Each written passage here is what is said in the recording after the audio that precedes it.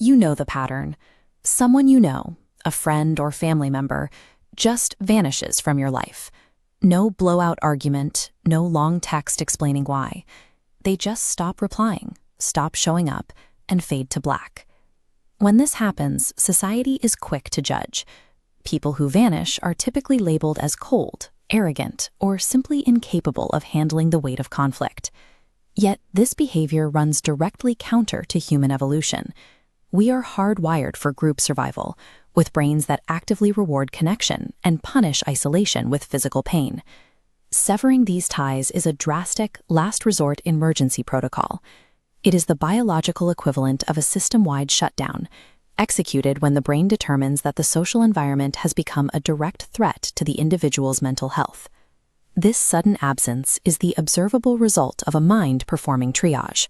It signifies a brain that has deprioritized social maintenance in favor of immediate psychological stabilization. This triage begins with emotional bandwidth. The brain's capacity to process stress is a finite, measurable resource. Every critical comment, every social obligation, and every unresolved argument consumes a portion of that total capacity. When a social circle demands more energy than the brain produces, the system hits maximum load. To prevent collapse, the brain shifts into protection mode, cutting external channels.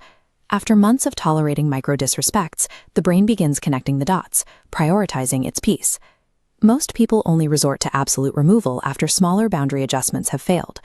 When a person realizes their requests for respect or space have been ignored, they conclude that total distance is the only deterrent left that works.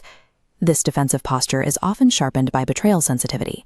For those who have survived trust-breaking experiences in childhood or past relationships, the brain's threat detection system remains permanently active. This sensitivity allows the mind to recognize toxic patterns long before they escalate. They detect the tone shifts, the inconsistent actions, and the manipulative framing that preceded their previous trauma, predicting the harm before it physically manifests. In these cases, cutting people off functions as preemptive psychological armor. It is a calculated move to disarm a threat and ensure that past emotional destruction does not repeat itself. Often, the people who disappear were the fixers, the ones who spent years carrying the emotional weight of everyone around them. They are the friends who listen to every problem and absorb every outburst, often at the expense of their own peace. Over time, this continuous output without replenishment leads to a total internal burnout. When the central node can no longer sustain the pulses, the brain severs the link to keep its remaining energy for itself. Following this collapse, the mind forcibly limits access to others.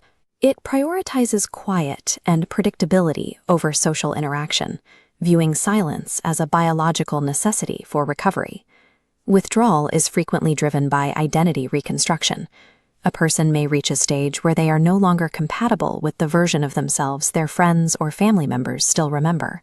Deep heartbreak, severe failure, or intense personal growth can dismantle and rebuild a person's core value system.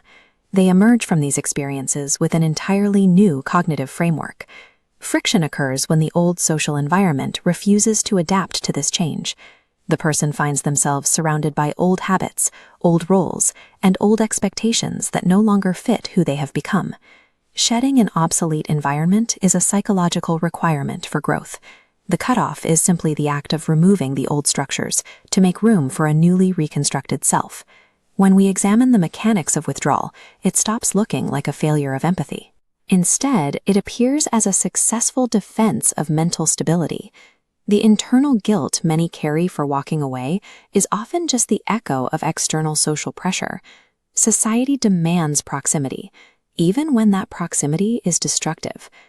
Choosing to walk away from a toxic or stagnant environment is evidence of highly developed self-awareness. It shows a person who has accurately measured their own limits and taken decisive action to honor them.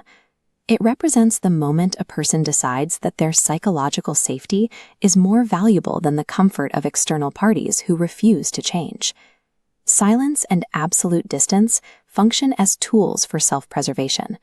When used with awareness, they represent a final, decisive claim over one's own emotional landscape.